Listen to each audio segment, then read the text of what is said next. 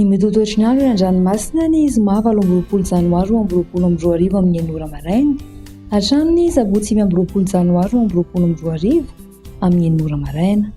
Ho an'ny morontsiraka Atsinanana, Cap-Dambre Ratrany Capeste, andrahoana amin'ny tsitokotoko, avy atsimo ny rivotra ka ho 5 hatramin'ny 20 km isan'ora.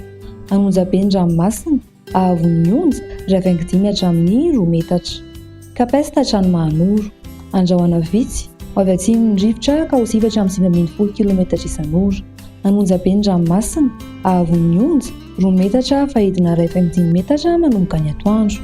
Mahanoro hatrany Taolagnaro, ho maina ny andro amin'ny ankapobeny. Avy Atsinanana avaratra Atsinanana ny rivotra ka ho 7 hatramin'ny 20 km isan'ora. Ahatratra 20 km isan'ora rehefa makany atsimo ary ho 7 km isan'ora manakaiky ny Taolagnaro.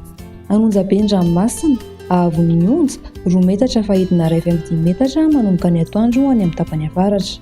Taolagnaro hatrany Cap Sainte-Marie, Ibalika ny masoandro, avy Atsinanana somary avaratra Atsinanana ny rivotra ka ho 18 hatramin'ny 17 km isan'ora ary ahatratra 20 km isan'ora ny alina. Anonjaben'ny ranomasina, Ahavon'ny Onja, 2 hatramin'ny 2,7 metatra. Ho an'ny morontsiraka andrefana, Cap Sainte-Marie hatrany Cap Saint-Vincent, Ibalika ny masoandro, miovaova ny fitsokon'ny rivotra ka ho 7 hatramin'ny 20 km isan'ora ary ahatratra 18 km isan'ora ny amin'ny tendrony atsimo. Adimpanonja na anonjaben'ny ranomasina, Ahavon'ny Onja, 2 hatramin'ny 2,7 metatra ary ahatratra 2 hatramin'ny 2,7 metatra ny amin'ny tendrony atsimo.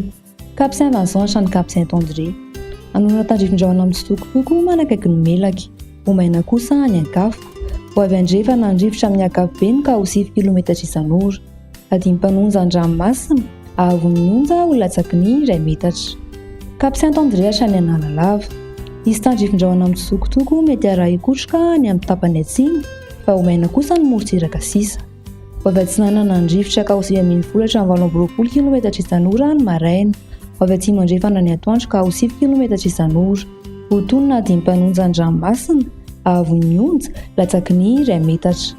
Analalava hatrany Cap-Dambre, izy tandrifina ohatra mety araha ikotroka ny amin'ny tapany avaratra, ho maina kosa ny morontsiraka sisa. Iovaova amin'ny ankapobeny fitsokon'ny rivotra ka ho 7 hatramin'ny 20 km isan'ora ary ahatratra 18 km isan'ora indraindray. Ho mafimafy ny fitsokon'ny rivotra any amin'ny faritra misy orana.